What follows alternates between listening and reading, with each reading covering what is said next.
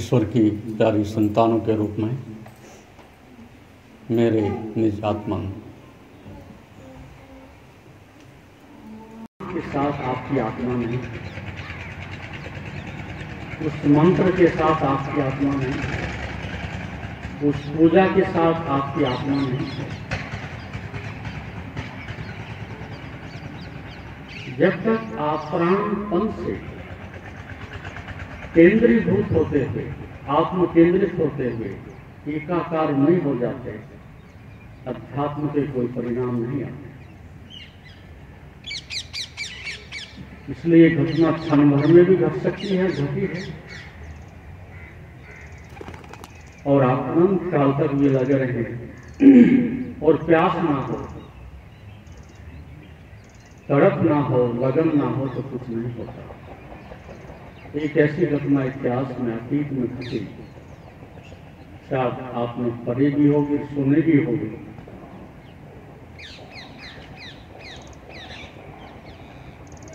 यह अष्टावक्र और जनक का एक संवाद आता है, और बहुत लंबे समय से गुरु की तलाश में है जनक। कई बार ब्राह्मणों को, अध्यात्मवेताओं को, विद्वानों को, वेदविद तपस्वियों को अपने यहाँ अनेक बार आमंत्रित करते रहे, लेकिन कभी ऐसा संयोग नहीं बना, ऐसी घटना नहीं घटी, उनकी तपन मिटे, ऐसा उन्होंने कभी अनुभव नहीं किया। आयोजन पर्याप्त किए और वो पात्र भी थे, लेकिन किसी के प्रति श्रद्धा नहीं बनी, और बार बार वो वापिस लौट गए।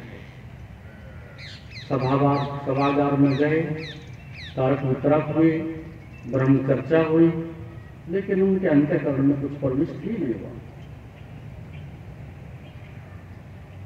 फिर एक बार उनकी निष्ठा और श्रद्धा लौट आई अष्टावक्र के प्रति, और उस समय अष्टावक्र की आयु कुछ भी नहीं। जनक तो विरुद्ध प्रौढ़, संभ्रांत और अत्यंत सज्जन और कुलीन थे, आयु में बहुत बड़े, और अष्टावक्र 15-16 वर्ष के शिशु वर्ष, टेढ़ा टुकड़ा शरीर देख करके हंसते थे।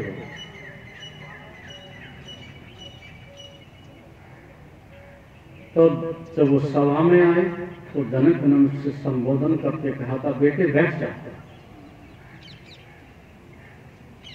पुत्रवत उनको पुकारा, और जो जनक के सामने उस सभा में उस ब्रह्मवेता ने अपने वक्तव्य दिए और अपने अनुभव उन विद्वानों के सामने रखे, तो वहां सब फीके पड़े, सांसें रुक गई, तर्क कुतर्क सब बिखर गए।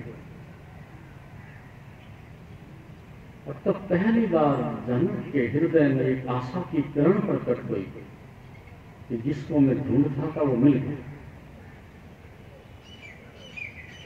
इसकी आंखें गवाही देती, इसकी निर्भीकता इस बात की प्रामाणिकता है, इसके बोलने के ढंग में एक आंतरिक अनुभव और एक जुटता है, ये कपटा नहीं।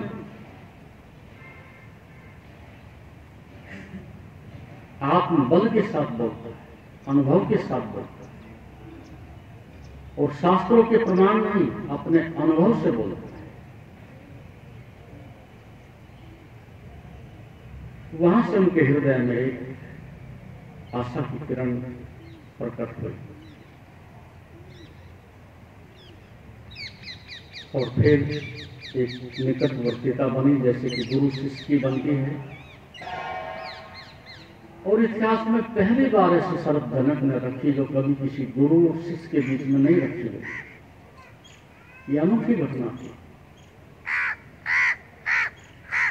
जनक अष्टावक्र से कहता है कि मैं आपको गुरु के रूप में तब धारण करूंगा तब स्वीकार करूंगा कि रकाबी में इस पैर से उस पैर तक जाने में, अर्थात इस पैर से रकाबी से दूसरे पैर में जाने में जितना समय लगे,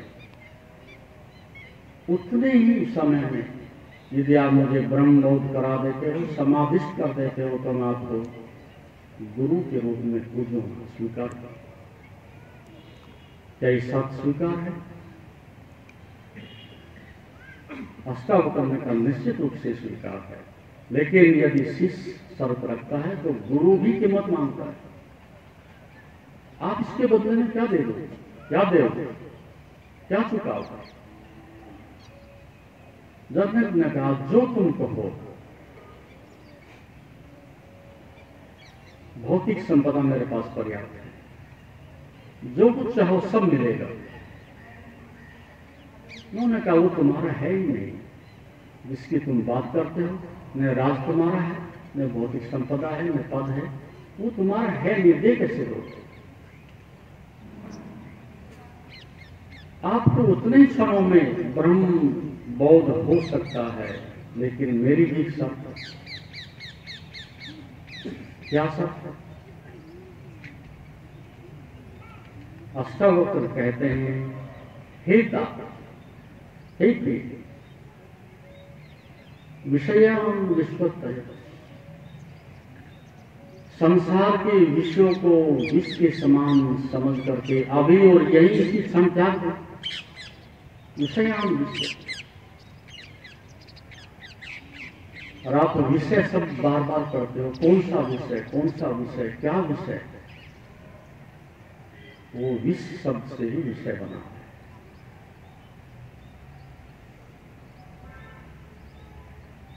विषयान विश्वतया, संसार को, इन वृत्तियों को, इस मेरेपन को, मैं सम्राट हूं, इस अहंकार को विष के समान समझ करके अभी और यहीं क्या क्षमा, आर्जव, दया, संतोष, सत्यम, पीयूषवत,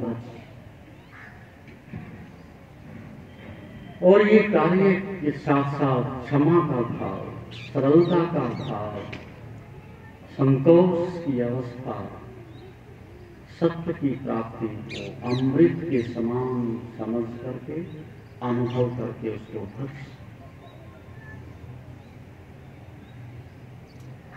और कहते हैं ये सद्गुण, ये शिष्यत्व की प्रामाणिकता जनक अपने साथ पहले से ही लेकर के विचर रहे थे। लेकिन बस एक छोटी सी अटक थी कि किसी के प्रति समर्पण हो, किसी के प्रति श्रद्धा, किसी के प्रति हृदय को उड़ेलने के लिए हृदय में ऐसा साहस हो जाए, इतनी आवश्यकता थी। एक छोटा सा भय था कहीं, एक छोटी सी अटक थी कि मिटूंगा तो फिर क्या होगा, और कहीं वापिस ना लौटूं तो क्या होगा, और सब खो गया तो फिर क्या होगा। और गुरु के सानिध्य में ये भय मिटता है और कुछ भी नहीं मिलता। गुरु सत्य नहीं देता, लेकिन पीछे खड़ा है और शिष्य को पता है कि छलांग लगा दी जाए और मैं सुरक्षित हूं। अनंत में, अज्ञात में, निराकार में कभी छलांग लगाई जा सकती है, मन कभी मिटने को राजी हो सकता है, इसके पहले नहीं हो सकता।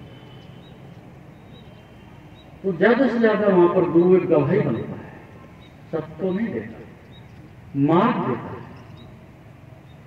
साहस देता है, और मैं पीछे खड़ा हूं और छलांग लगा तो छलांग लग जाती है। कितने ही संसार में इस प्रकार की अंतिम घटना से वंचित रहे साधक। इस बात के अभाव सब था लेकिन पीछे एक नहीं, और वो पीछे एक ना हो तो सब बिखर जाता।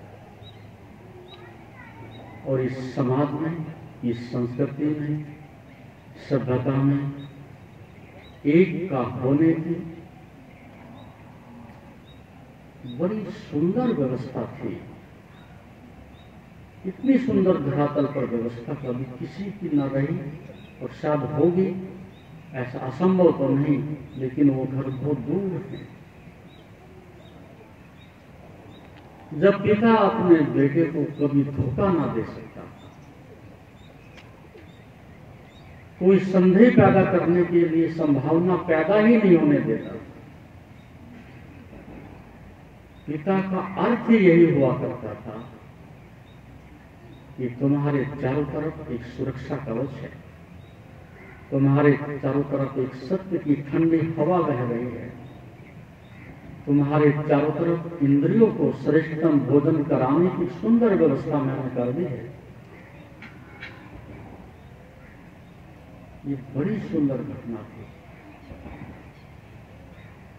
और जो पुत्र अपने पिता को हृदय से ना लगा सका हो, जो पुत्र अपने पिता के प्रति श्रद्धावान ना हो सका हो, तो उसने फिर किसी महापुरुष की शरण में जाने से इनकार ही, किसी गुरु की शरण में कभी जा ही नहीं सकता, श्रद्धा कर ही नहीं सकता। पहले कदम पर ही श्रद्धा का कुंवारापन समाप्त हो गया। यदि पिता झूठ बोलता है तो पुत्र कभी क्षमा नहीं करेगा। भारी पीड़ा है पुत्र को कि मेरा पिता झूठ बोलता है, और आप बात बात में और मजाक मजाक में और व्यवहार में अपने बच्चों के सामने कितनी बार झूठ बोलते, पत्नी के सामने कितनी बार झूठ बोलते, समाज में कितनी बार झूठ का सहारा लेते। यदि आज समाज से श्रद्धा और प्रेम और भक्ति खो गई है, तो एक विवाह का सुंदर और श्रेष्ठ जो साधन धर्म और काम मोक्ष में ले जाने वाला था, उसका आधार जस्ट आचरण ने मिटा दिया। गृहस्थ होने का अर्थ था कि उस अनंत की यात्रा पर निकल पड़े। गृहस्थ होने का अर्थ था उस आनंद की खोज तलाश आरंभ हो गई है। और ये पड़ाव है, मंजिल ज्यादा दूर नहीं, लेकिन जो पड़ाव पर ही भटक गया हो उसकी मंजिल कभी नहीं। जो गिरफ्त से ही गिर गया हो संन्यास में तो गिर रहेगा ही, वो बच नहीं सकता। यदि आज दुनिया में संन्यास इतना बदनाम है, पतित है, अश्रद्धा से कलंक से भरा हुआ है, तो अनायास में उसके पीछे कारण है। एक नकली पिता और मां ने जन्म दिया और धोखा दिया, और अश्रद्धा को लाकर के उनके जीवन के आधार को नष्ट किया, उनकी आत्मा के कुंवारेपन को समाप्त किया। इसलिए अतीत में जब कभी संस्कृति शिखर पर थी, सबको गृहस्थ में जाने की, विवाह करने की अनुमति ही नहीं थी।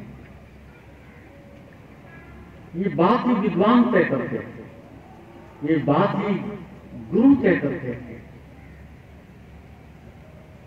कि किसको क्या करना है, क्या योग्यता है, और किसमें से क्या निकल सकता है, किसमें से क्या बन सकता है। समाज बैठ करके इसके ऊपर मंथन करता था, चिंतन करता था, और फिर श्रेष्ठतम और श्रेष्ठतम का वर्ण करता था। और ऐसा वर्ण, ऐसा चुनाव, ऐसी योग्यता इस सृष्टि को चारों ओर से दिव्यता से, श्रेष्ठ संतानों से, धर्म से खींचने का काम करते हैं। और क्यों ऐसा चुना ऋषि ने? क्योंकि ये नियति का एक नियम है कि प्रकृति श्रेष्ठतम का ही वर्णन करती है। आप यहाँ 1000 पौधे साथ साथ लगा दो, वो 1000 को नहीं रखेगी। सघन जंगलों में जाकर के देखो, जो श्रेष्ठता में वो बचता है और जो दुर्बल है उसे प्रकृति नकारती है और वो मर जाता है। सर्वत्र सभी जगह नियम लागू होता है नियति का। फूल, पेड़, पौधे, पशु, पक्षी, जिनमें क्षमता है, जिनमें बल है, जिनमें इम्यून सिस्टम है, जिनमें प्राण ऊर्जा है, उनको बचा दो। और बाकी वो कहती है तुम अभी कच्चे हुए हो, तुम अभी पात्र ही नहीं हो, तुम श्रेष्ठतम का सृजन करने की क्षमता ही नहीं रखते हो, ठहरो, तुम इंतजार करो और फिर से तैयारी करके आओ। जीवन की संपदा ऐसे ना मिल जाएगी तुम्हें, गृहस्थ को भोगने का ऐसा ही प्रमाण पत्र ना मिल जाएगा तुम्हें। विषय नहीं भोगना है, शरीर नहीं भोगना है,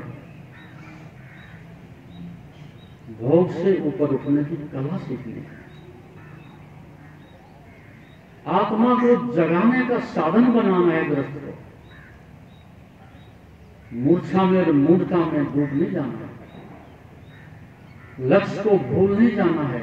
लक्ष्य सामने दिखाई पड़े कि पड़ाव पर हूं, शरीर से ऊपर उठना है, मन से ऊपर उठना है, भौतिक संपदा से ऊपर उठना है, मान प्रतिष्ठा से, पद से ऊपर उठना है। ये मेरे लक्ष्य में है, मुझे सामने दिखाई दे रहा है। पहले दिन से ये तैयारी है कि रुकना नहीं, चढ़े हुए थी, जानना है और आगे बढ़ना है। और प्रत्येक जानना आगे बढ़ने का मार्ग बनता है।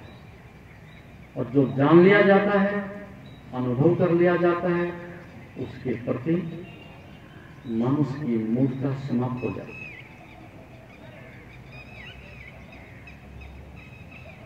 तो गृहस्थ आश्रम का अर्थ था एक बीच की कड़ी है। अतीत के 25 वर्षों में मैंने परिश्रम करके ऊर्जा को स्थिर किया। इस दीपक को, शरीर रूपी दीपक को लबालब ऊर्जा से भरा है।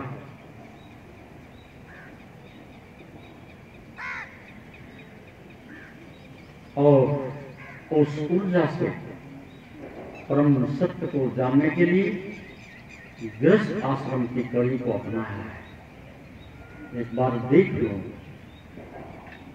क्या है संसार, क्या है स्त्री, क्या है काम, क्या है क्रोध, क्या है पुत्र मोह, क्या है धन, क्या है प्रतिष्ठा।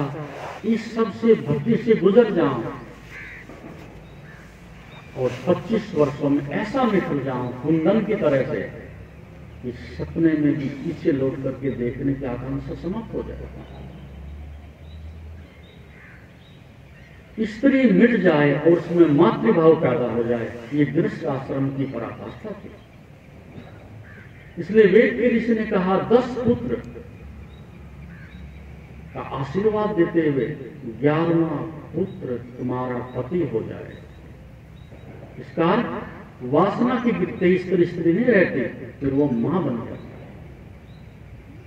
हमने छोटी बालिका को भी मां कहा है, शायद आपको पता नहीं होगा इस विज्ञान का।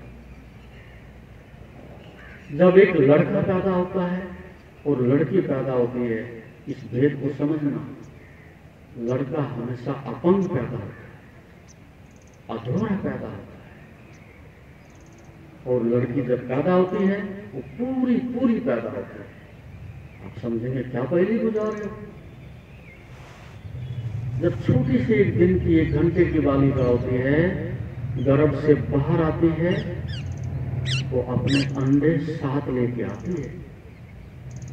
400 साढ़े 400 अंडे उसके बीजाणु उसके साथ आता है। उसी दिन से मां है, वो बीज है उसके पास और वृक्ष बन ही जाएगा। लड़का लेकर के नहीं आता। इसलिए छोटी सी कन्या के हम पैर छूते हैं, आदर देते हैं, माँ की तरह से प्रेम देते हैं, उसके पीछे यही है, वो पूर्ण पैदा होती है और संतुलन से आती है।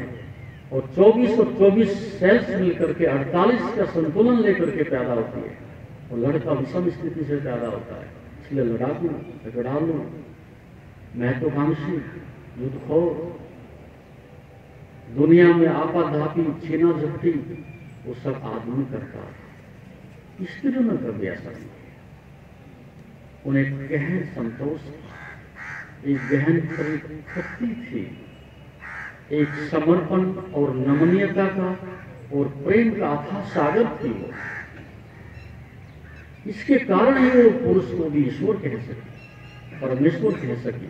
अपने अंतःकरण की शुद्धता और पारदर्शिता के कारण उसमें आदमी में परमात्मा झलका।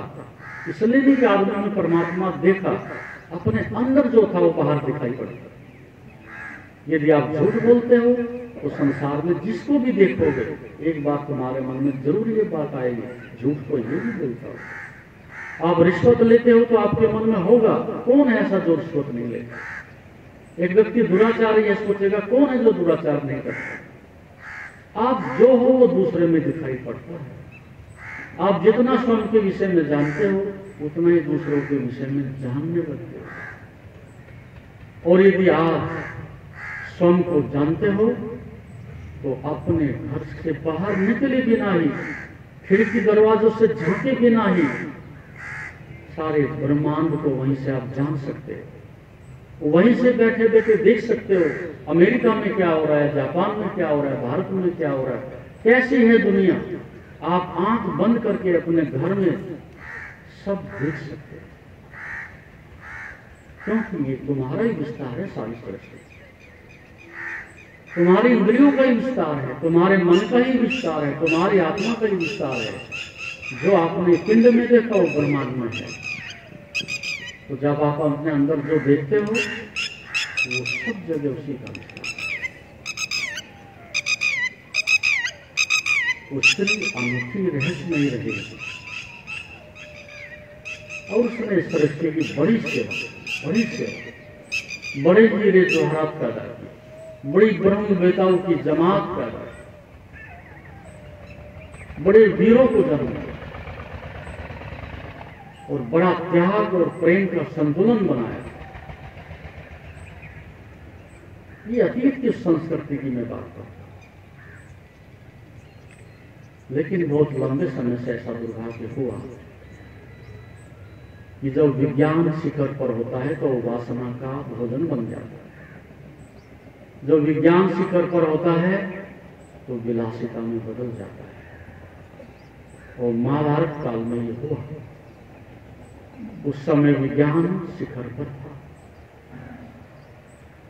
धर्म विलुप्त होता जा रहा था और विज्ञान शिखर पर था।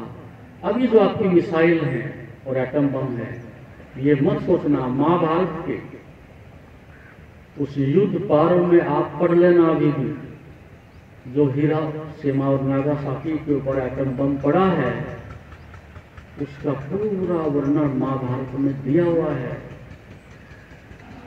जब एक एटम बम गिरेगा, फटेगा तो एक वृक्ष की तरह से रूप धारण करेगा, एक बड़ी पिंड उसमें बनेगी जैसे स्टेम होता है, और ऊपर एक आकार ग्रहण करेगा वृक्ष की तरह से।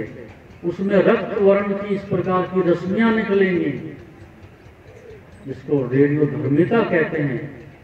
और वो जहां जहां गिरेंगी, पानी पर गिरेंगी, मछलियां उसको निगल जाएंगी, मछलियां जो खाएगा उसके अंदर रेडियोधर्मिता चली जाएगी, रेडिएशन हो जाएगा। फूलों पर पड़ेगी, पत्तों पर पड़ेगी, जहां जहां भी पड़ेगी, गायों पर पड़ेगी उनके दूध में चला जाएगा, माताओं पर पड़ेगी उनके गर्भ में चला जाएगा और वो सब अपंग हो जाएगा। ये वर्णन महाभारत में बहुत पहले कह दिया गया। इसका अर्थ वहां टेक्नोलॉजी थी। तो जब जब विज्ञान शिखर पर होता है तो धर्म धरातल पर होता है, और जब धर्म शिखर पर होता है तो विज्ञान विनाश नहीं करता, सेवक। विज्ञान मनुष्य के हाथ में होता है मनुष्य विज्ञान के हाथ में नहीं होता। आज मनुष्य विज्ञान के हाथ में है, मनुष्य के हाथ में विज्ञान नहीं है। ये जो मारने की सामग्री इतनी बनाई है, ये सब इसीलिए बन पाई कि वे लोग न संयमी थे, न विचारशील थे, न साधक थे, न धार्मिक थे, बस एक महत्वाकांक्षा से युद्ध खोर थे। कैसे मिटाएं मनुष्य को, ये उनकी अहंकार की अभिलाषा थी। और कभी ऐसा संयोग हो जाए और तब ये दुनिया ये सुंदर हो सकती है, श्रेष्ठ हो सकती है कि धर्म भी हो और विज्ञान भी हो, चेतना भी हो और पदार्थ भी हो, लेकिन दोनों में विरोधाभास ना हो, संतुलन हो। पदार्थ सेवा करे और मनुष्य सब मनुष्यों से प्रेम करे। पदार्थ का उपयोग हो और मनुष्यों से प्रेम हो। ये धर्म और विज्ञान का संतुलन है। और इस बात को आंशिक रूप से आज भी आप अपने जीवन में अपना सकते हो। तुम्हारे पास धन है और चेतना तो कहीं चली नहीं गई, आत्मा तुम्हारी नष्ट नहीं हो गई। आज भी जो लोग आध्यात्मिक दृष्टिकोण से उन्नत हैं और जिनके पास मार्ग है, उनके पास ये दो चीज अवश्य मिलेंगे। उनके पास पदार्थ होगा, धन होगा, पद होगा, सांसारिक संपदा होगी, लेकिन इसके साथ साथ मनुष्यों में अथाह प्रेम भी होगा, बांटने का भाव भी होगा, सेवा का भाव भी होगा। और इदम नाम, ये मेरा नहीं है, ये सब आपका ही है। ये सफलता मेरी नहीं है, ये सब आपकी ही है। ऐसा निर्माणता का उसमें भाव भी होगा। ये विज्ञान और धर्म का एक सुंदर संयोग है, अच्छा मिला। तो अतीत में बाप ने धोखा दिया बेटे को, और फिर बेटे ने उस परंपरा को आगे बढ़ाया। उसने फिर धोखा दिया अपने बेटों को। इस तरह से ये श्रद्धा और प्रेम और आध्यात्मिक मूल्य धीरे धीरे समाप्त होते चले गए। और आज जिस युग में, जिस अवस्था में आप बैठे हो, तो उसके पीछे एक अतीत का लंबा इतिहास है। इसलिए आप निर्दोष हो इस बात को देखते हैं, क्योंकि ये मूर्खता, ये पागलपन तुम्हें एक धरोहर के रूप में, परंपरा के रूप में प्राप्त हो गया। आंख खुलने के साथ साथ ही तुम्हें अंधा होने की व्यवस्था कर दी। सुनने के साथ साथ ही तुम्हारे कानों में झूठ का जहर घोल दिया, और वाणी के प्रकट होते होते छल, कपट और कटुता तुमने भर दी गई है। फिर अमृत का स्वाद कैसे आ सकता है? इस बात को अच्छी प्रकार से समझो। कोई विज्ञान इतना बड़ा नहीं सृष्टि में जितने बड़े आप हो। आपसे बड़ा विज्ञान कैसे हो सकता है? कोई इतना बड़ा पद नहीं कि जो आपसे बड़ा हो, कोई इतना बड़ा धन नहीं जो आपसे बड़ा हो। आपसे बड़ा कुछ भी नहीं, आपसे अधिक महत्वपूर्ण कुछ भी नहीं, लेकिन मूढ़ हो तुम दो तोड़ने के लिए अपनी जिंदगी गंवा रहे हो। छोटे से पद के लिए अपनी जिंदगी की आहुति दे रहे हो। आप गंवा कितना रहे हो, पा कुछ भी नहीं रहे हो। क्या तुम्हें घाटे का सौदा नहीं दिखता? हाथ में धूल, चली हुई कारतूस, कुछ भी हाथ में नहीं, और फिर भी तुम उसके लिए प्राण दे रहे हो, मरे जा रहे हो। क्या है तुम्हारे हाथ में बता? इतना भोग के भी क्या तुम्हारे हाथ में बचा है? इतना खा के भी क्या तरक्की बची है? इतनी लूट मार करके भी कौन सी तुम्हारी अमीरी आ गई? कहां हो तुम? कम से कम विचार तो करो। तो एक संतान का सृजन होना सृष्टि का सबसे बड़ा सृजन है। यदि ये काम माता और पिता और आचार्य और समाज मिलकर के कर दें कि हमारे बीच में एक संतान आ गई, एक बड़ी जिम्मेदारी आ गई, और हम अपने जीवन का सर्वस्व झोंक देंगे इसके लिए, नौछावर कर देंगे हम, भले झोपड़े में रहें, फटे कपड़े हमारे पास हों, लेकिन जिस कुम्हार घड़े को भरता है, मिट्टी को संस्कारित करता है और उसको एक आकार देता है, जिस दिन ये प्यास लगे कि हमने धन का नहीं, फैक्ट्री का नहीं, संसार की व्यर्थता और पागलपन की दौड़ का नहीं, एक शिशु का सुंदर निर्माण करना। आप सोचते हो उसी दिन ये सृष्टि लहलहा उठेगी आनंद से, धर्म से, हर तरफ गीत गाए जाएंगे, उत्सव मनेंगे, शांति बरसेगी, आनंद बरसेगा। लुटेरे और लूटमार करने वाले लोग, दुराचारी लोग भाग जाएंगे, प्रकाश होगा, अंधकार मिट जाएगा, धर्म का अवतरण होगा और अज्ञान कहीं दिखाई नहीं देगा। लेकिन दृष्टि भोग पर है, दृष्टि छीना झपटी पर है, दृष्टि ही गलत है।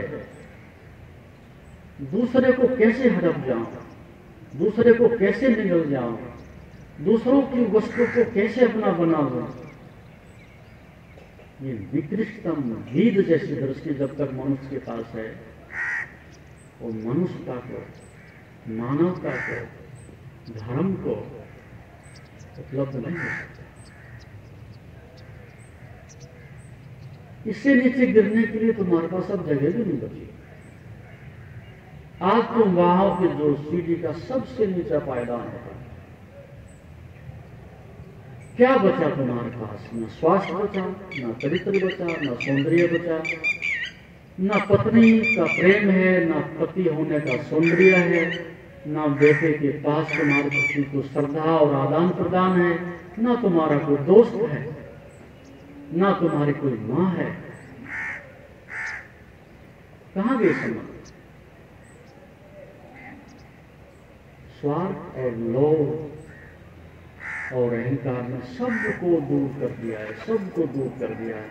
रह रहे हो, तुम्हारी मजबूरी है, रोटी खानी है तो कहां से खाएंगे, कपड़े पहनने हैं धुलेंगे तो कहां से पहनेंगे। अपनी पत्नी के साथ आप एक नौकर जैसा व्यवहार कर रहे हो, जिससे किसी को घूस दे दी हो, तनख्वाह दे दी हो, अब करो मेरी सेवा। कभी अपनी पत्नी की पीठ थपथपाई हो, कभी धन्यवाद दिया हो, कभी प्रेम से उसको हृदय से लगाया हो, तो तेरी बड़ी कृपा। तुम्हें सारे घर की व्यवस्था को, आतिथ्य सत्कार को, संतानों को, सब कुछ संभाले हुए है, और मुझे आपने बहुत झंझटों से मुक्त किया हुआ है। बड़ा आभारी हूं। नहीं, शिकायत और शिकायत ये घिसकती है गृहस्थी में। और ध्यान रखना, जब तक गृहस्थ अपने शिखर पर नहीं होगा, गृहस्थ अपने सौंदर्य में वापस नहीं लौटेगा, गृहस्थ धर्म की आधारशिला पर खड़ा नहीं होगा, ना तो अच्छे साधु आएंगे, आशा मत करना, ना कोई योगी आएंगे, ना अच्छे राजनीतिक आएंगे, कुछ नहीं आएगा। सब चलेगी कारतूस और इसी प्रकार की अव्यवस्था फिरती चली जाएगी।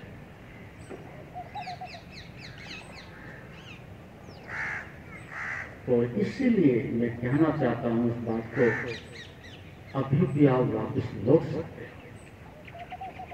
व्यापक नहीं तो व्यक्तिगत रूप से आप इतना जरूर कर सकते हो, ये अपने घर का पूरा पूरा सुधार हो जाए, एक दूसरे की आत्मा दूसरे को तलाशने लगे, एक दूसरे का प्रेम दूसरे के प्रेम से मिलने लगे और दूरी हटती जाए और एक दूसरे के प्रति आदर से भर जाए, शिकायत से नहीं। यदि आप एक घर को भी ऐसा सुंदर बनाने में सफल हो जाते हो, और दूरी नहीं और असंभव नहीं, दृष्टिकोण बदलने की बात है, आप अनुभव करोगे अमृत मेरे घर में बरस रहा, परमात्मा मेरे आंगन में ही दौड़ रहा था, लेकिन आंखों में झांकने की, देखने की मेरी मूर्खता के कारण मैं चुप रहा।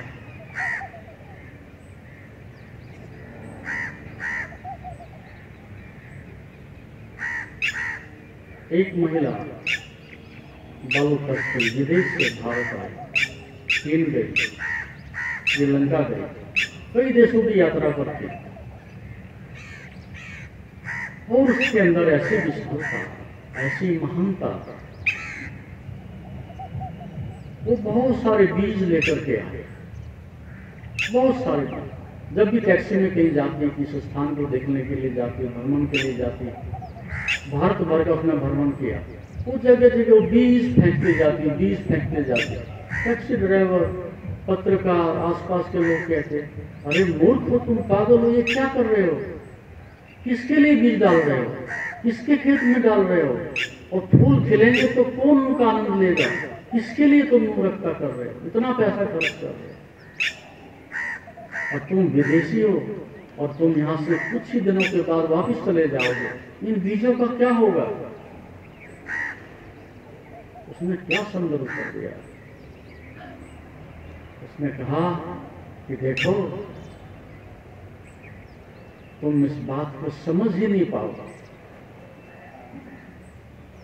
जब ये बीज अंकुरित होंगे, इनमें फूल लगेंगे, अनेक भौरे आएंगे, तितलियां आएंगी, मनुष्य आएंगे, बच्चे आएंगे, और वो सब मेरी आंखें होंगी। अब तो मैं 2 आंख से देख रही हूं, लेकिन फिर हजारों आंखें मेरी होंगी जो उनको देखेंगे और इनकी सुगंध और इनका आनंद लेंगे, वो सब मेरी आंखें होंगी। ये व्यापक दृष्टिकोण, सब घर मेरे होंगे, सब मनुष्य मेरे होंगे, सब आत्माएं मेरी होंगी। जब आप इस अनंत की यात्रा पर निकलते हो, जरा जरा से जो आपने कटघरे बना रखे हैं, सीमाएं बना रखे हैं, उनको आप तोड़ोगे, तब धर्म का फूल खिलता है, तब इसकी सुगंध सब जगह जाती है। लेकिन तुमने डबरे बना रखे हैं, जरा जरा से डबरे, ताल तलैया, मेरा ही मेरा ही मेरा, उसी में तुम मर रहे हो। जिसके पास जितना मेरा, उतना ही वो मौत के नजदीक है, मर ही चुका है।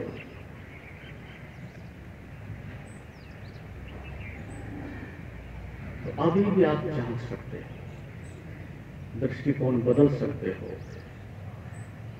तो एक दृष्टिकोण गृहस्थ आश्रम, और दूसरी बात अब एक साधना के लिए ऋषि कहता है कि पंचरंग आंखों को अंधा कर जाते हैं, ये पंचरंग संसार के कानों को बधिर कर जाते हैं, ये पंचरंग आपके स्वाद को बेस्वाद कर जाते हैं। अब हम साधना की ओर वापस लौटते हैं। आपकी आंख बड़ी बहुमूल्य है, पूरे शरीर में वैसे तो सभी अंगों का अपना महत्व है, लेकिन अध्यात्म की दृष्टि से आंख बड़ी बहुमूल्य है।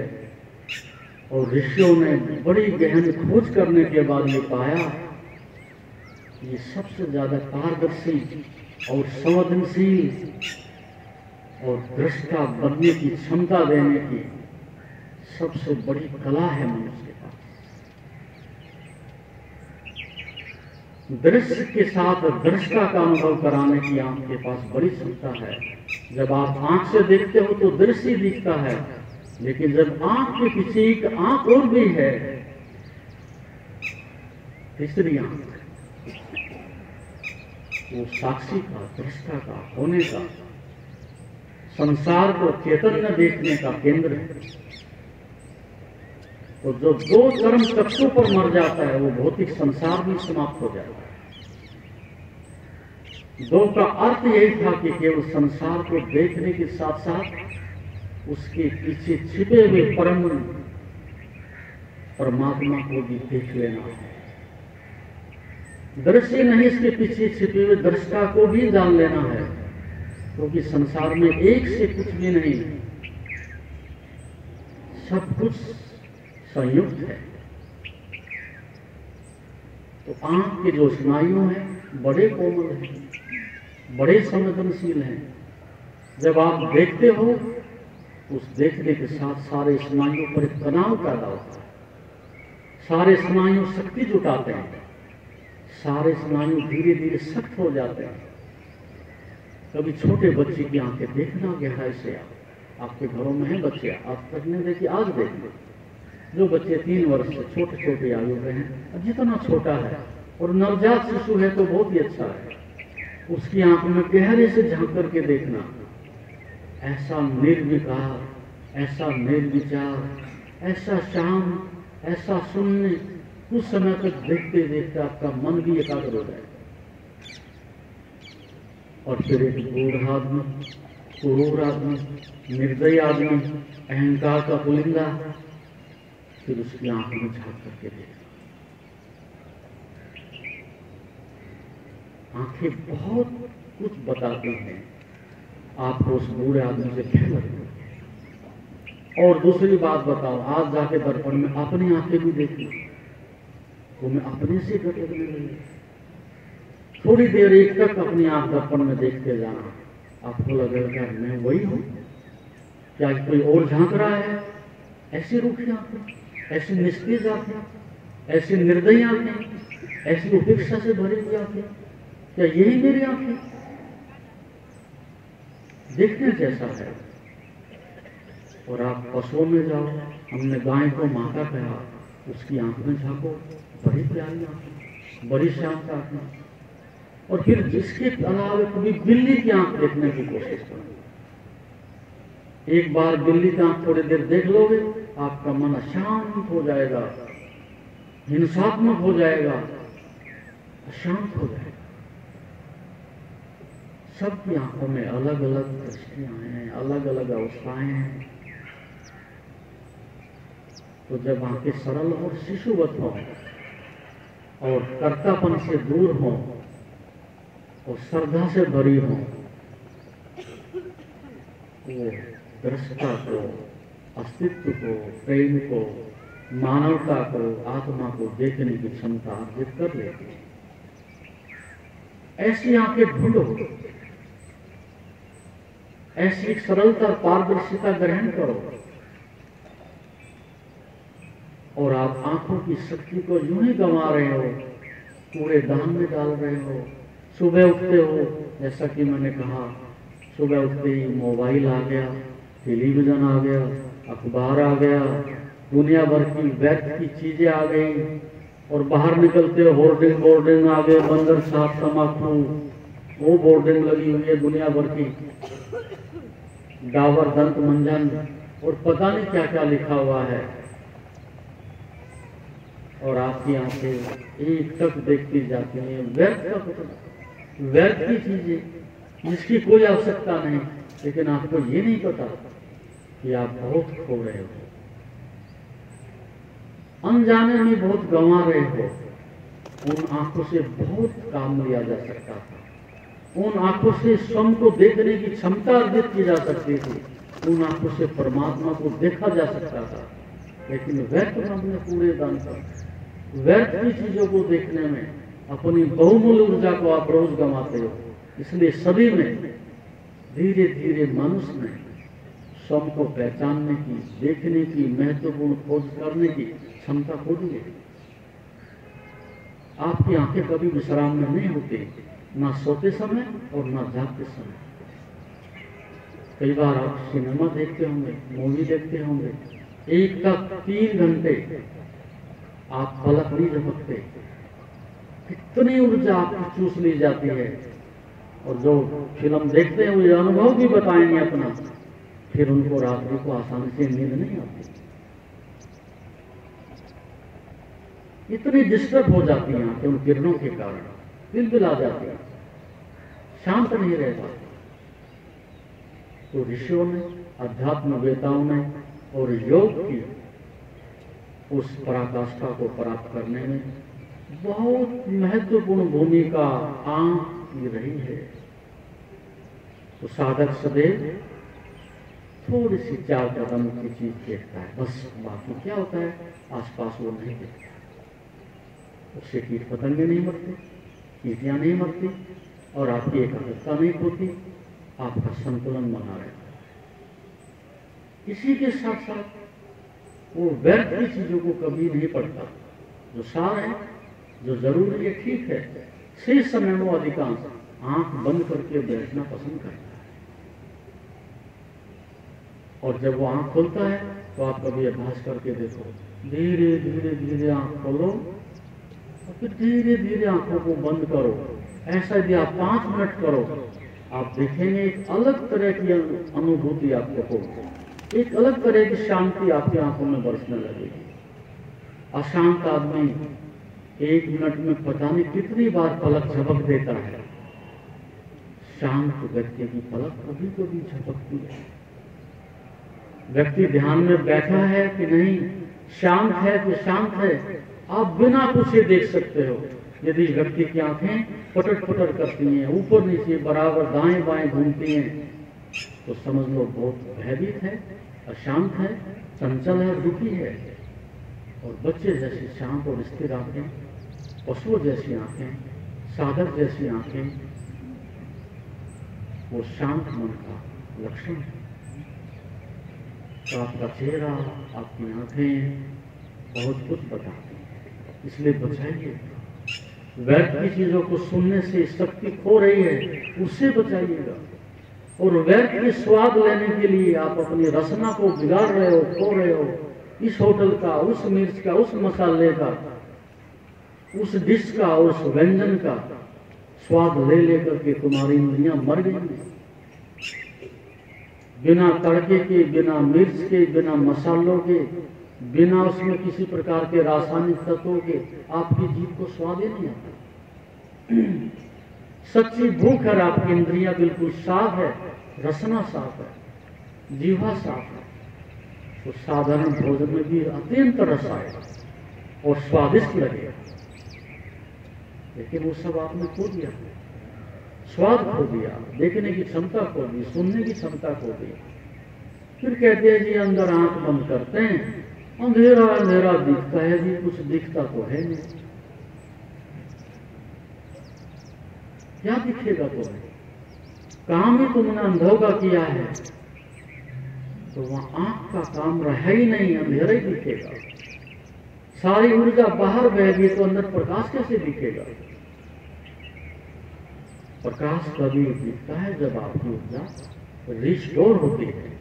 पहले से संचित थी, आज और संचित हो गई है, कल और संचित हो जाएगी। जैसे किसी घड़े में एक बूंद पानी रोज डालते जाओ, रोज डालते जाओ, एक समय आता है और फल हो जाता है। ध्यान और साधना का अर्थ यही है, रोज दिन प्रतिदिन ऊर्जा रिस्टोर हो रही है। इस बात के प्रति अत्यंत संवेदनशील हो कि खो ना जाए। जैसे कंजूस आदमी एक एक रुपये को बचाता है, ऐसे ही अध्यात्म का छात्र, शिष्य अपनी समस्त ऊर्जा को एक केंद्र बिंदु पर केंद्रित करने के लिए सतत प्रयासरत रहता है। इसलिए वो फालतू नहीं बोलता, अनावश्यक नहीं बोलता, उसका एक एक शब्द मंत्र की तरह से होता है। आप ऐसा प्रयोग करके देख सकते हो। 24 घंटे के लिए आप ये अंदर से संकल्प कर लीजिएगा, आज इस समय से लेकर के कल इसी समय तक, जब बहुत अधिक आवश्यकता होगी मैं तब बोलूंगा, और मैं जानता हूं तो बोलूंगा। और यश और नो से काम चल जाए तो उतना ही बोलूंगा, इशारे से काम चल जाए तो इशारा ही करूंगा, लेकिन शब्दों को बचाऊंगा। 2 कार्य चमत्कार पूर्ण होंगे आपके जीवन में। एक तो बहुत ऊर्जा बचेगी, दूसरा लड़ाई झगड़े और कलेश नहीं होंगे। संसार में 90% जो कलेश और झगड़े हैं किसके? वाणी के हैं। महाभारत हुआ, एक वाणी से हो गया। अंधों के तो अंधे ज्यादा होते हैं, हो गया भाई। द्रौपदी ने कह दिया, दुर्योधन को आग लग गई, अहम को आग लग गई और युद्ध हो गया। और आज प्रत्येक घर में जो युद्ध है, इसी बात के तो युग है। पत्नी ने इंसल्ट कर दी, 10 आदमियों ने ऐसा कह दिया, पति ने अपमान कर दिया, ऐसा कह दिया, और पड़ोसी ने ऐसा कह दिया, और उसने ऐसा कह दिया। और तुम्हारा झगड़ा क्या है? 90% तुम्हारे जितने विवाद हैं, सब अहंकार के टकराव हैं और सब वाणी के झगड़े हैं। यदि आप चुप रह सको और प्रतिक्रिया ना करो और सहन कर लो, क्या झगड़ा है? छोड़ो, चलो, क्या हो गया? लेकिन नहीं, मजा चखाना है, इसे दिखा देना है, शिकंजों के पीछे पहुंचा देना है। इस प्रतिक्रिया से, सजा से दुनिया में कोई अमृत नहीं बरसता, कोई धर्म नहीं आया आज तक। क्षमा से, प्रेम से और सहयोग से सब सुंदर हो सकता है और हुआ है। तिहाड़ की जेल में कितने हजारों कैदी पड़े, कभी सुना है बाहर आने के बाद किसी ने संन्यास लिया है? किसी ने पराजित किया हो, किसी ने जीवन बदला हो? वहां से वो दादा गुरु बन करके निकलते हैं, ट्रेनिंग लेकर के निकलते हैं। अपमान से, पुरस्कार से, सजा से लोग नहीं बदलते, आपकी समझ से, पुरुषार्थ से और साधना से बदलते हैं।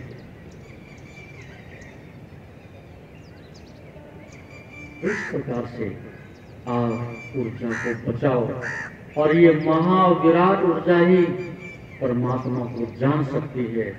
चली हुई कारतूस, क्षीण काय, निस्तेज और निर्वीर्य जीवन और बीमार आदमी सत्य को नहीं जान सकता।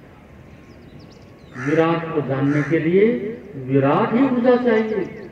इसलिए हमने ब्रह्मचर्य के जो इतने गीत गाए हैं, उसके पीछे अनायास नहीं है, एक वैज्ञानिक कारण है।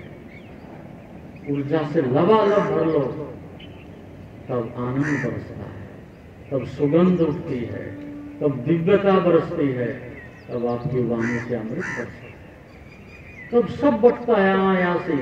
इसलिए एक साधु, सच्चा साधु सही अर्थों में एक योगी इस संसार का जितना कल्याण करता है, संसार में न कोई राष्ट्रपति कर सकता, ना प्रधानमंत्री कर सकता, ना कोई साइंटिस्ट कर सकता। अपने आप अनायास ही ईश्वर के अंदर से उतना कुछ बरस रहा है जो सृष्टि के काम आ रहा है, आता रहेगा। वो जिधर से निकलता है सुगंध छोड़ जाता है, एक हवा बहने लगती है, जैसे फूल खिलते हैं और हवाएं इसको, सुगंध को एक कोने से दूसरे कोने तक, अनंत तक पहुंचा देती है।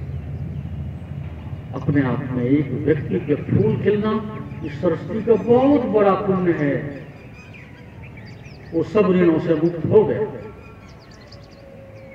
लेकिन ये काम विराट ऊर्जा से होगा, बुझे हुए दीपक से नहीं हो सकता।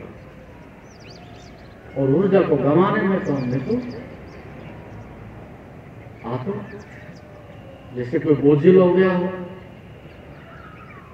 ऐसे ऊर्जा को फेंक रहे हो, नष्ट कर रहे हो और दुख पा रहे हो। मजे की बात है, जितनी ऊर्जा खोते हैं उतना दुख पैदा होता है और ये भी समझ नहीं आता।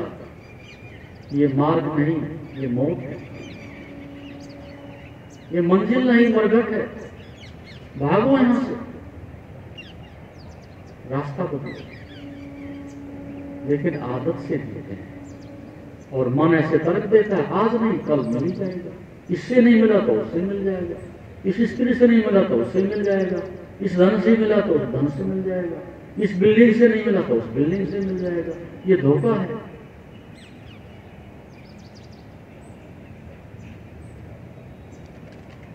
जब ये अनुभव आए कि ये रास्ते कहीं मंजिल तक नहीं जाते, 2 कदम चलने के बाद स्क्रीन पर लिखा हुआ स्पष्ट आता है दी एंड। धन कितने दूर तक जाएगा तुम्हारे साथ, थोड़ी देर के बाद खा पी करके देख लोगे और लिखा हुआ मिलेगा दी एंड। कितने बड़े पद पर बैठ जाओ, लेकिन उसकी भी तो सीमा है ना। संसार में दुख क्या है, यहाँ सबकी सीमा है, और जो सीमा में है वो दुख में रहेगा, जो सीमा में है वो निश्चित रूप से गुलामी में रहेगा। तो संसार का मतलब है सीमा, और सीमा का अर्थ है फिर आप तृप्त नहीं हो सकोगे, इसलिए यहां तृप्ति नहीं। अष्टावक्र में बड़ा सुंदर एक मंत्र, किसी ने पूछा होगा निश्चित रूप से आप जैसे साधकों ने, भक्तों ने, यदि किसी को ज्ञान हो जाए, बोध हो जाए, योग का फल लग जाए, तो उसके भाई लक्षण क्या होंगे? कैसे पता चले? थोड़ा आभास कैसे पता चले?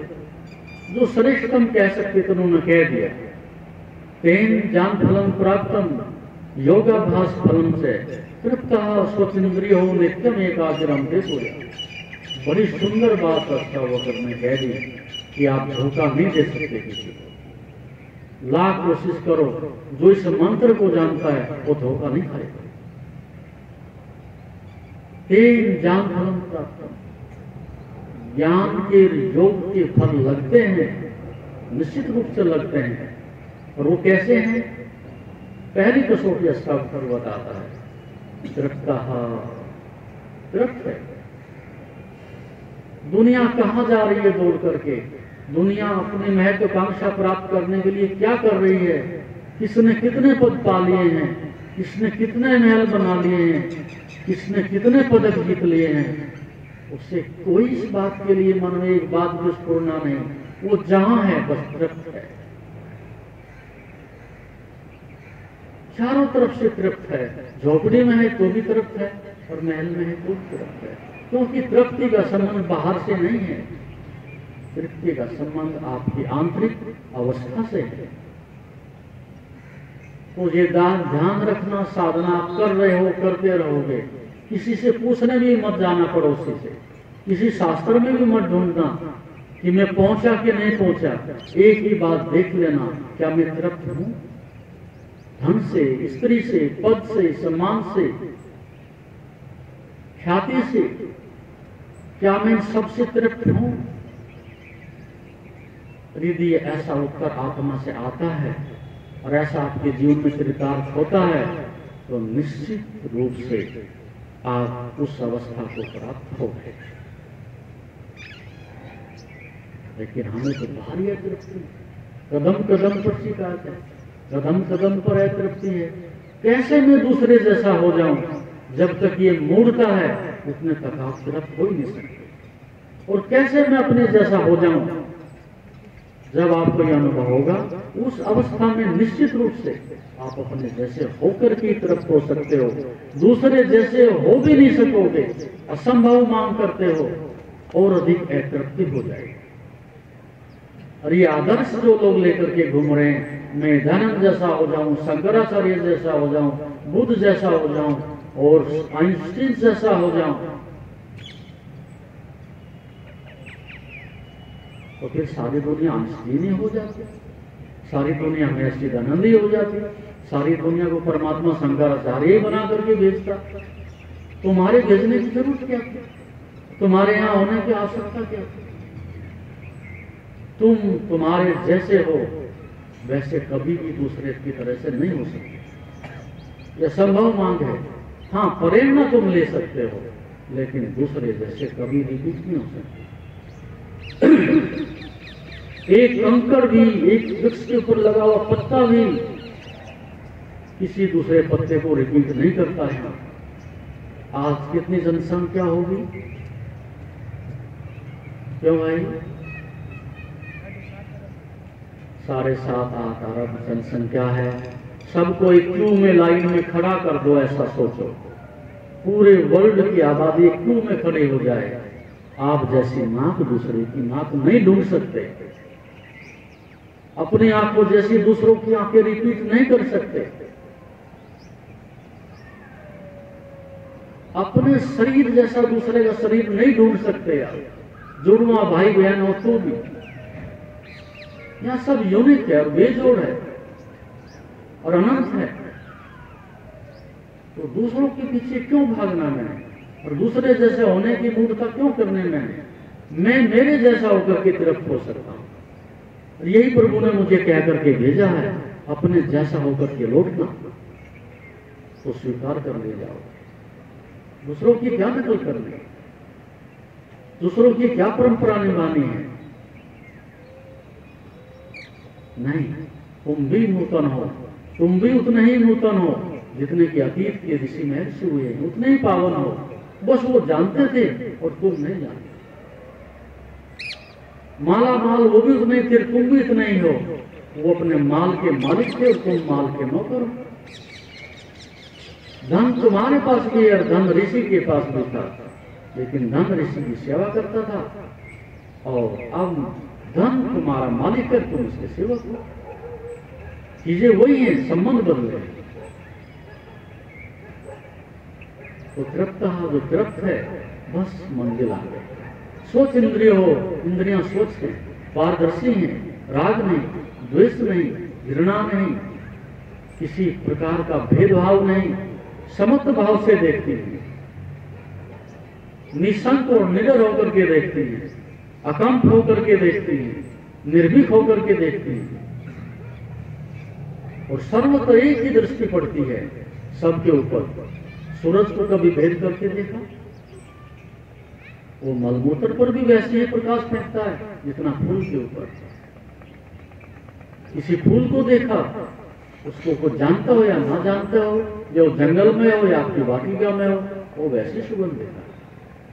हवा वैसे ही बहती है, पृथ्वी वैसा ही व्यवहार करती है भूपति के, राष्ट्रपति के साथ भी, जैसा कि एक भिखारी के साथ कोई पक्षपात नहीं।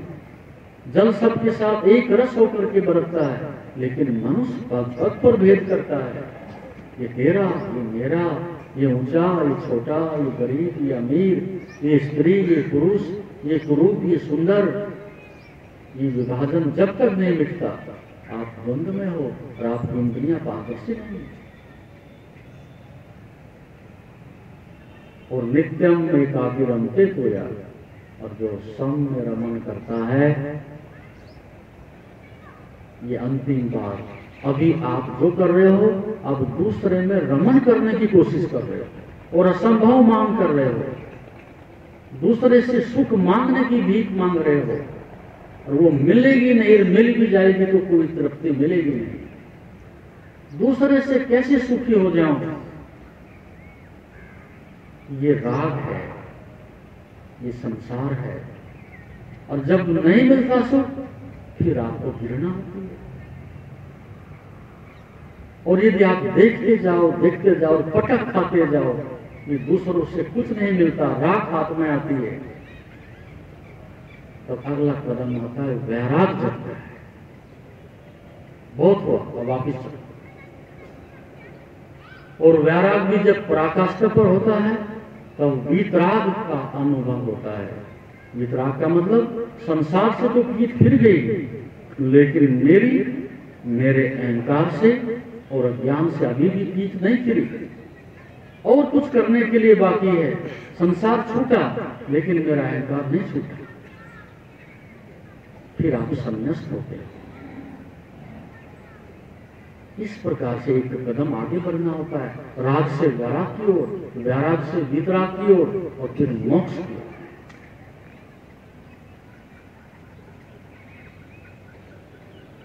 तो पंचरंग आंखों को अंधा कर जाते हैं, कर रहे हैं।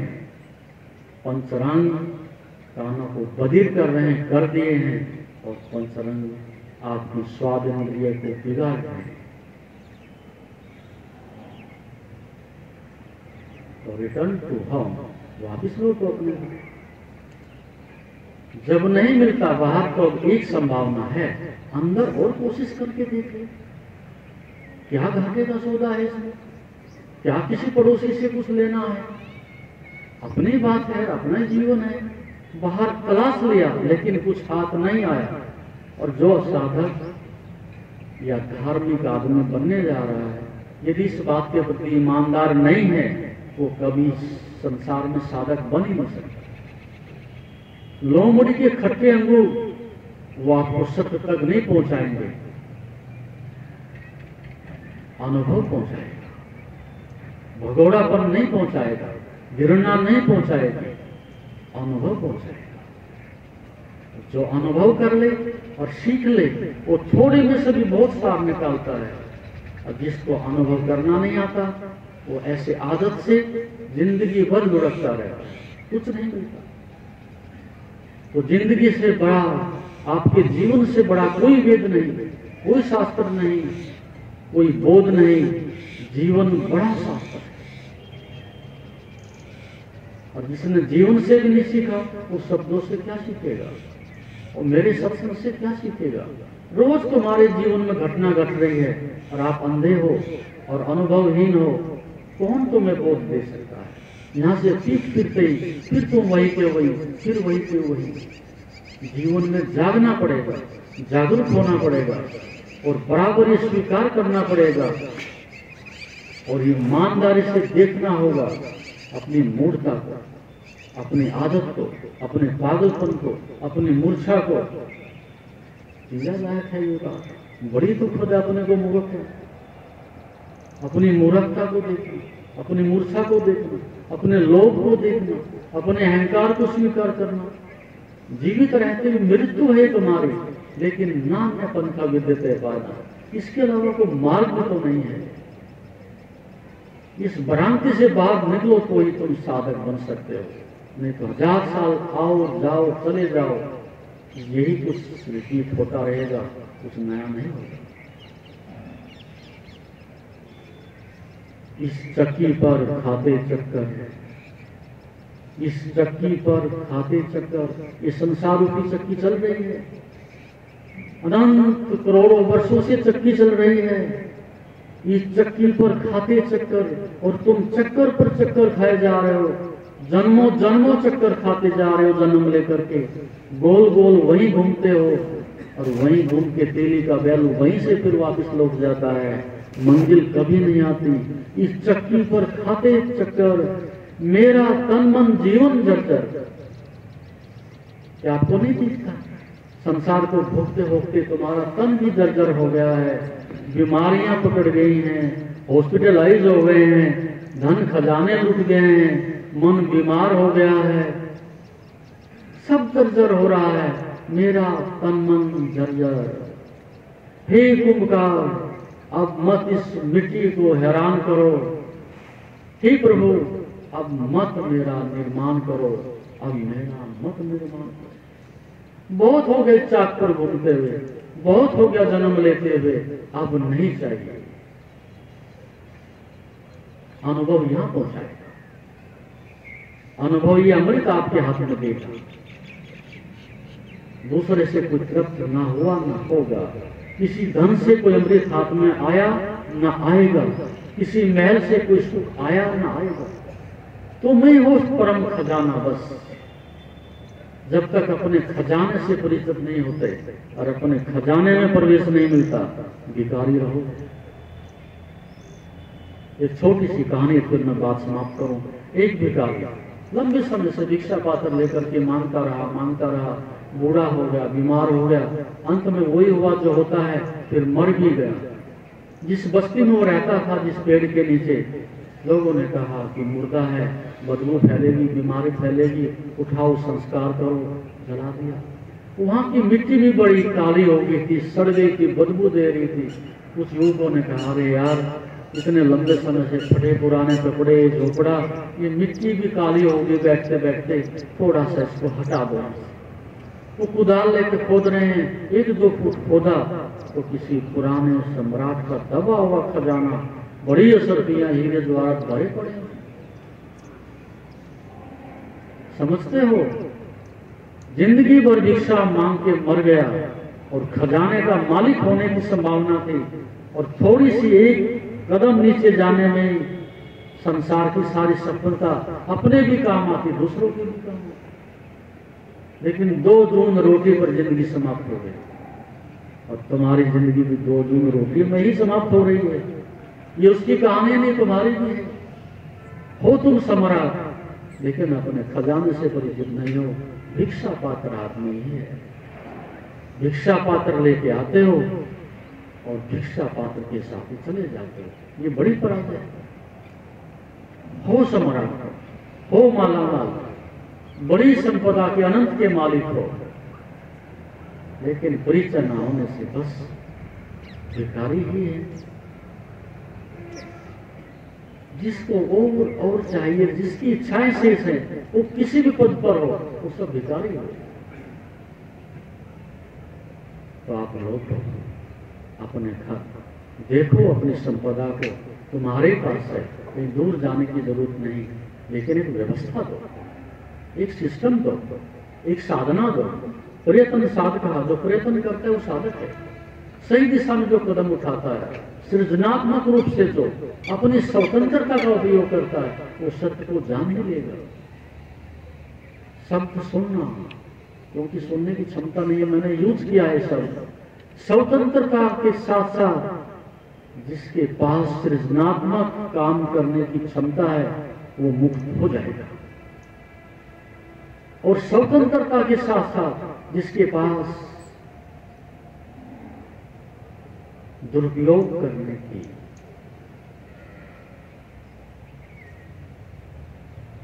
वस्तुओं को खराब करने की, अज्ञान से ग्रसित होने की आदत है, सृजनात्मकता नहीं है, वो दुख को प्राप्त होता है।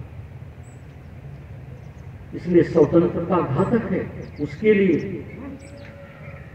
जिसके पास समझ नहीं है, और स्वतंत्रता मुक्तिदानी है जो उसको सृजनात्मकता में लगा सकता। इसलिए अंत में फिर ये कहूंगा, और अब साधना, थोड़ा समय बचा है, आंखें बंद, रीढ़ की हड्डी सीधी,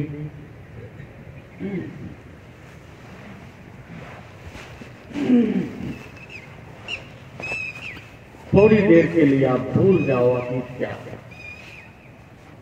थोड़ी देर के लिए भूल जाओ कि मैंने क्या करना है। दुनिया मर नहीं जाएगी, भाग नहीं जाएगी, सब वहीं मिलेगा।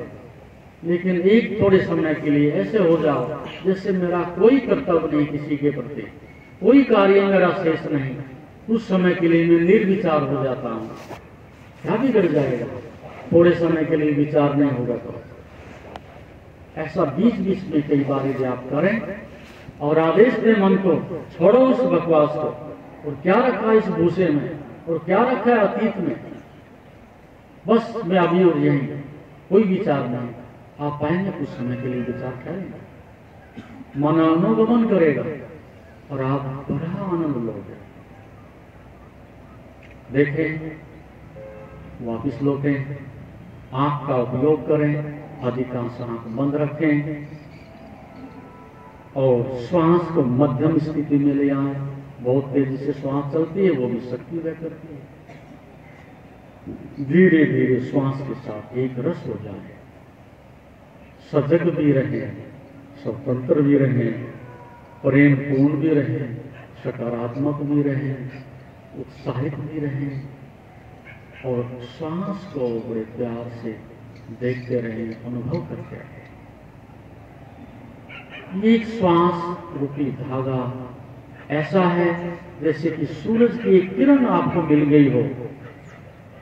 सूरज आपसे बहुत दूर है, करोड़ों किलोमीटर दूर है, लेकिन एक श्वास ऐसी ही है, चेतना की किरण है, अनंत की किरण है श्वास है। इस एक श्वास की इस किरण के सहारे आप अनंत की यात्रा तक, मंजिल तक पहुंच सकते हो। जैसे सूरज की एक किरण आपको मिल जाए, उस किरण के सहारे चढ़ते चढ़ते आप सूर्य तक पहुंच सकते हो। जैसे कि सृष्टि का एक सेकंड सबसे बड़ा समय है, जैसे कि सृष्टि का एक पैसा सबसे बड़ा धन है, जैसे कि भवन की एक ईंट सबसे बड़ी इकाई है। एक श्वास इस सृष्टि का एक ऐसी लहर है जो सागर तक पहुंचा सकती है। ये साधारण नहीं है, अनुभव करोगे तब पता चलेगा। देखें, गहराई तक देखें, अनुभव करें और गहरे जाएं। विचारों के प्रति लड़े बिल्कुल नहीं, ना सहयोग दें ना लड़े, उपेक्षा करें। आए ठीक, ना आए ठीक, उत्तर ही मत दो अपने मन में कभी भी, ये क्यों आ रहा है, ये विचार क्यों आ रहा है। आपने उत्तर दिया नहीं और वहां भीग इकट्ठी हुई नहीं, फिर वहां बुद्धि और तारक और वितरक इकट्ठे होते चले जाएंगे। ध्यान में कभी भी उत्तर मत देना मन को, नहीं तो पकड़े जाओगे, मारे जाओगे। कैसी भी विषम परिस्थिति हो, उत्तर ही नहीं देना, चुप हो जाओ। कितनी देर मन प्रतीक्षा करेगा, कितनी देर ठहरेगा। उस उपेक्षा के कारण ही विचार मरते हैं, उपेक्षा कारण ही प्रतिप्रसव होता है। ये सूत्र वैज्ञानिक है, ध्यान रखना, भगवान पतंजलि का। जैसे आप किसी आदमी को उपेक्षा करोगे, आपके जीवन में दूसरी बार नहीं आएगा। आप पैर पूजोगे, हार डालोगे, सम्मान दोगे, जय जयकार करोगे, तो क्यों जाएगा? अगले दिन फिर आ जाएगा।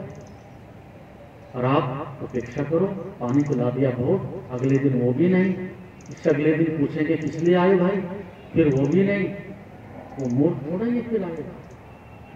विचारों के साथ भी तुम ऐसा ही करो, उत्तर मत दो, उपेक्षा करो। विचार आने बंद हो जाएंगे और फिर निर्विचार, विशारद है अध्यात्म प्रसाद। निर्विचार अध्यात्म का बहुत बड़ा प्रसाद है।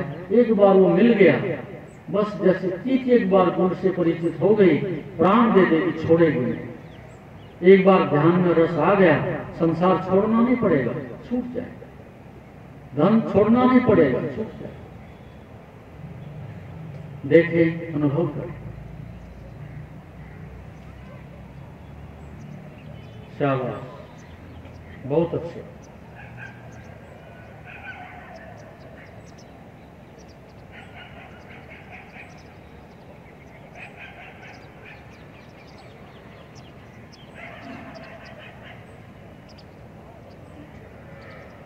आंखें बिल्कुल स्थिर होनी चाहिए, मूवमेंट नहीं होनी चाहिए। मैंने बताया था, आंखें आपका दर्पण है, आपकी पहचान है।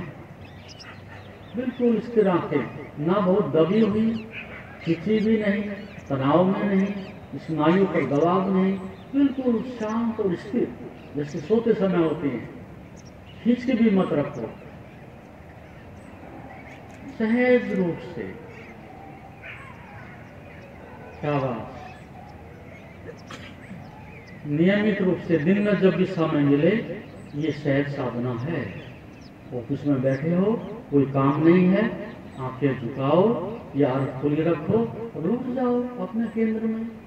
गाड़ी में जा रहे हैं, पायलट आपकी गाड़ी चला रहा है, आप क्या कर रहे हो? दाएं बाएं झांकोगे बंदर की तरह से, समय का उपयोग हो जाएगा। आंखें बंद करो और अपनी सुर्ती अंदर ले आओ और ध्यान हो जाएगा। घर में कोई काम नहीं, आराम से बैठे हो, क्यों अखबार, क्यों टेलीविजन, क्यों गपशप? बैठो एक कुर्सी के ऊपर आराम से और ले जाओ अपने अंदर सुर्ती को और करो ध्यान। जब भी मौका मिले आंखें बंद और ध्यान, फिर बहुत समय निकाल लोगे आप। और जैसे जैसे समय निकलेगा, अभ्यास बढ़ेगा, वैसे वैसे रंग आएगा और मिठास आएगी। कहते समय नहीं है जी, समय नहीं है। अरे समय की तो तुम हत्या कर रहे हो, बुरी तरह से उसको नष्ट कर रहे हो, गंवा रहे हो। समय बहुत है, लेकिन समय का तुम सदुपयोग नहीं कर रहे हो। 24 घंटे में बहुत समय ध्यान के लिए आप निकाल सकते हो। और ये बड़ा चलता फिरता ध्यान है, खड़े होके कर लो। पैर नहीं काम देते, दर्द करके खड़े हो जाओ सावधान, और आंखें बंद रखो और श्वास पर लौट जाओ और करो ध्यान। मजा आएगा। थक जाओ फिर बैठ जाओ, बैठने से थक जाओ फिर लेट जाओ। दृष्टि मत हटाओ, खोते जाओ जगह खोते जाओ, आप सागर तक पहुंच जाओ। ये कला है ध्यान की। देखो और अनुभव करो, भूल जाओ कि अतीत क्या है मेरा, और भूल जाओ भविष्य में क्या होगा। बस जस्ट नाउ एंड हियर, बस अभी और यही हम जो हैं उससे तृप्त हैं। कोई मांग नहीं, कोई इच्छा नहीं, कोई भविष्य नहीं, कोई दुख नहीं। प्रभु ने परम आनंद दिया है हमको, इस रस में डूब रहे हैं।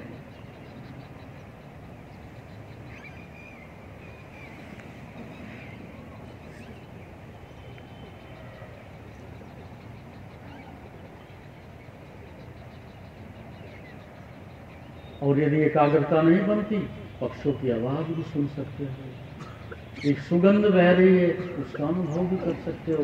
ये स्थूल ध्यान है। यदि सूक्ष्म नहीं होता आपसे, तो फिर पक्षों की आवाज सुनो, कोई संस्कार नहीं बनेगा। आसपास की जो हवा बह रही है उसकी ध्वनि पकड़ो, इस मौन को अनुभव करो, उससे भी एकाग्रता आती है। और वीतराग विश्वम व चित्तम, अपने गुरु का, किसी वीतराग का, किसी मुक्त पुरुष का स्मरण करने से, ध्यान करने से भी तत्काल मन शांत होता है। श्वास को गहरा लेके लंबा छोड़ करके कुछ समय के लिए अभ्यास करने से भी मन शांत होता है। बहुत सारे प्रकार ऋषियों ने दिए हुए हैं। लेकिन जो तुम्हारे काम आए वही तुम्हारे लिए औषधि है। इसलिए ध्यान आपके लिए परम औषधि है और परमात्मा परम स्वास्थ्य है।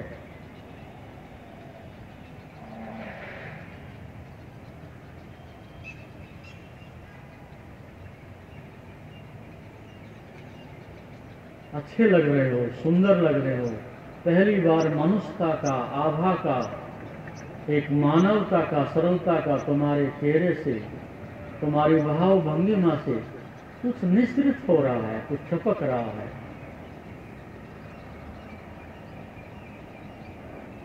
ये अमृत तुम्हारा है, ये संपदा तुम्हारी है। इस पर तुम्हें प्रभु ने परम स्वतंत्रता दी है, कहीं से मांगना नहीं।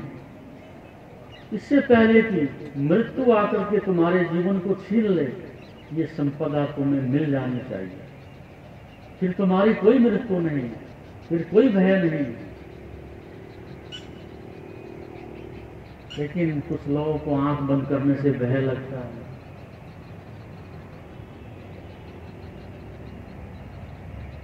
कोई कुछ छीन ले, कोई झपाका मार दे, कोई मार के भाग जाए, कोई वस्तुएं चुरा ले। कुछ नहीं जाने वाला, तुम्हारा सब यही मिलेगा।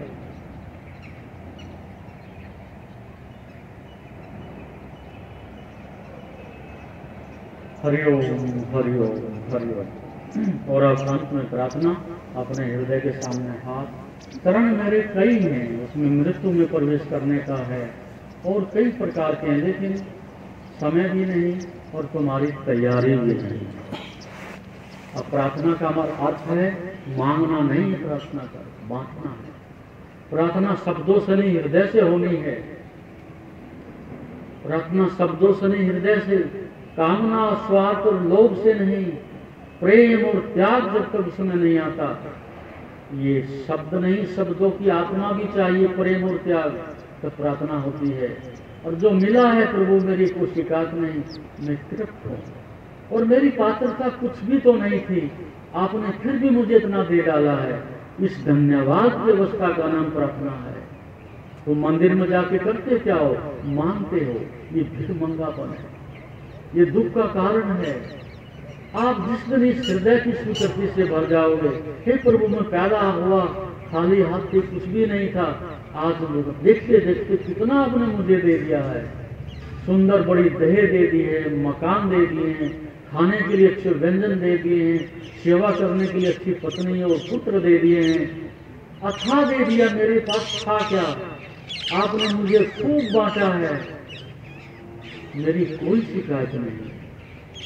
जिस दिन धन्यवाद देने लोगों को, प्रभु को और आसपास के अपने मित्रों को शिकायत करने का अवसर ही नहीं है, कैसे शिकायत कर सकते हो आप?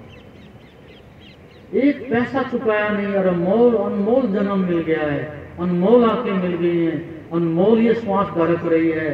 जिस दिन ये निकल के छोड़ के जाएगी, चक्रवर्ती राज्य का जितना भी धन है वो भी दांव पर लगा दें, तो ये श्वास उसके साथ भी नहीं तोली जाएगी, नहीं रुकेगी।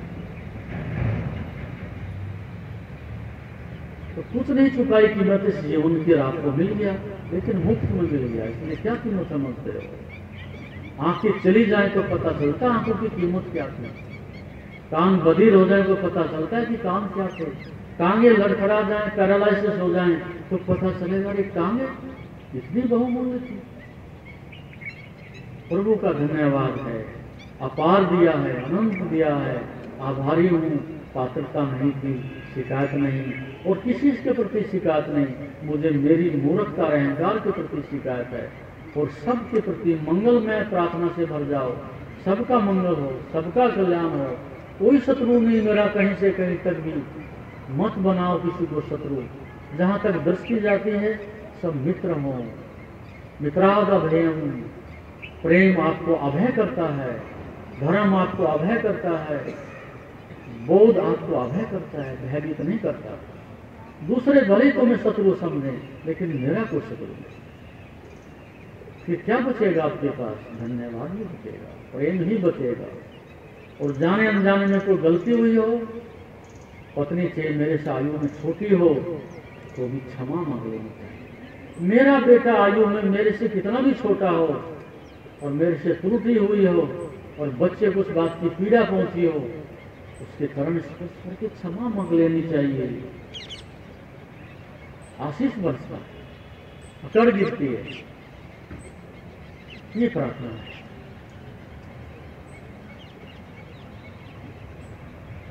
और अब आज की सभा यहाँ स्थगित होती है।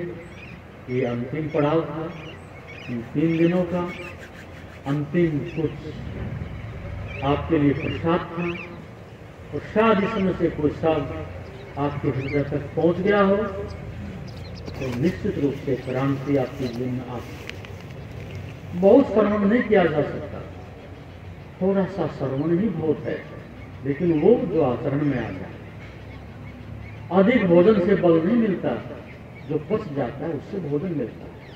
अधिक श्रवण से बोध नहीं होता, जो आचरण में आ जाए।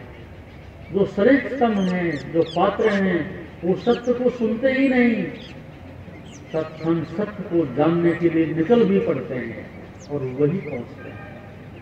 और जो दुविधा में खड़े रहते हैं नंबर 2 के, कि चलें ना चलें, कुछ मिलेगा कि नहीं मिलेगा, कुछ होगा कि नहीं होगा, वो 1000 वर्ष खड़े रहते हैं, लेकिन 2 कदम कभी आगे नहीं जाते हैं। जो खड़े रहे विचारते रहे, उन्हें कैसे मंजिल मिलेगी। और तीसरी प्रकार के लोग हैं जो तुम्हारी मूर्खता को देख करके हंसते हैं। तुम मंदिर जाओ, कहेंगे मूढ़ है, तुम ध्यान करो, पागल है, इतने में तो पता नहीं कितना धन कमा लेता। तुम्हारी साधना को, सत्य और धर्म को देख करके यदि मूर्ख आदमी ना हंसे तो सोचो तुम्हारा धन भी पूरा हुआ ही नहीं। वो हंसेगा, ठाका मारेगा, मजाक करेंगे तुम्हारी। ऐसा होता ही है, लेकिन डगमगाना मत, दृढ़ रहना। और अब आगे का कार्यक्रम जैसा संचालित होता है, जैसा आपको दिशा निर्देश होता है, वो करें। मेरा आशीर्वाद प्रेम सदैव आपके लिए है। और मैं चाहूँगा तो प्रभु की प्रार्थना साथ में जोड़ूंगा, ये अमृत सदा सदा आपको तरफ रखे, आप आनंद से भरे रहें और अपने इस अमृत से वंचित ना रहें, ऐसी प्रभु से प्रार्थना है। हरिओम। जैसा कि आप जानते हैं, शरीर को स्वस्थ और मन को शांत बनाने के लिए योग ही एकमात्र साधन है। जीवन को योगमय बनाने के लिए व योग दर्शन के मर्म को आत्मसात करने हेतु गुरुदेव के आशीर्वचनों को श्रवण करें। उनके द्वारा दिया गया मार्गदर्शन आपके जीवन में सकारात्मक बदलाव लाएगा। अगर आप पतंजलि योग दर्शन सीखना चाहते हैं और इस प्राचीन ज्ञान को अपने जीवन में शामिल करना चाहते हैं तो हमसे संपर्क करें।